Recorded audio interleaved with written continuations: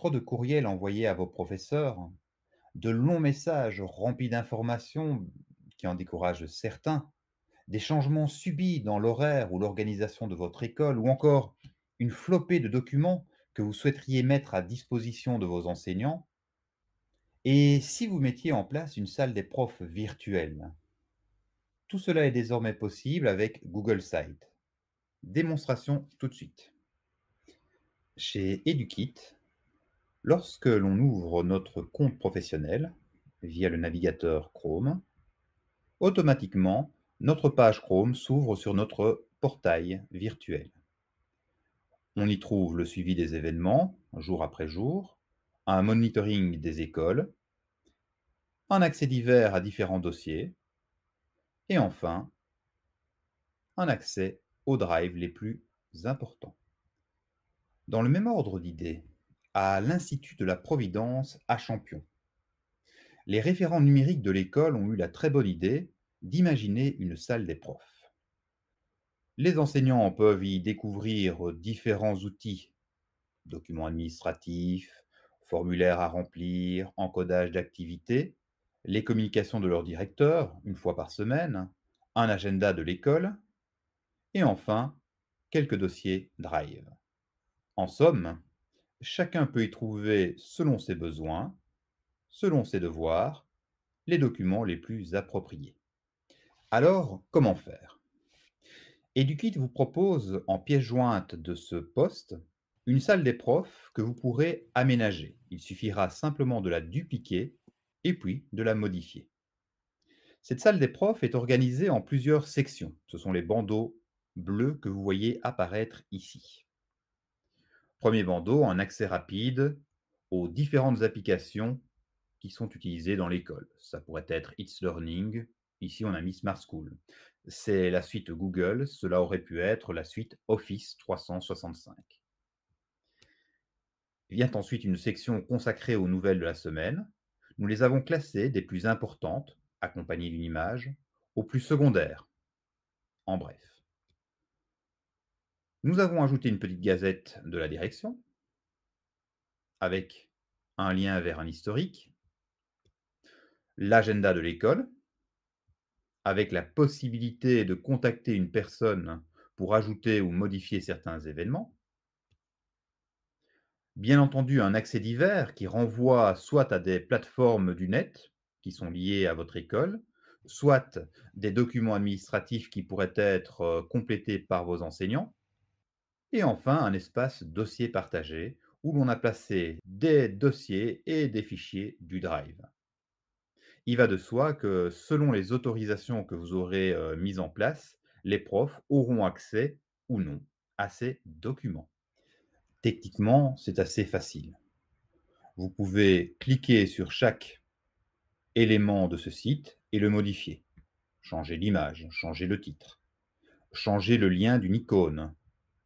Je clique dessus, une fois, un petit crayon apparaît et je peux changer le lien. Si je souhaite ajouter à un endroit un élément, un double-clic. J'ai une petite roue composée d'icônes qui apparaît avec des outils. Ajouter un iframe, une adresse URL, ajouter une image, ajouter une zone de texte, ajouter un document venant de l'ordinateur ou ajouter un document venant du Drive. On peut travailler autrement et regarder à droite. On a une colonne qui comprend dans Insérer toutes sortes de possibilités. On peut bien entendu ajouter une page, comme c'est le cas ici. Je vous la montre.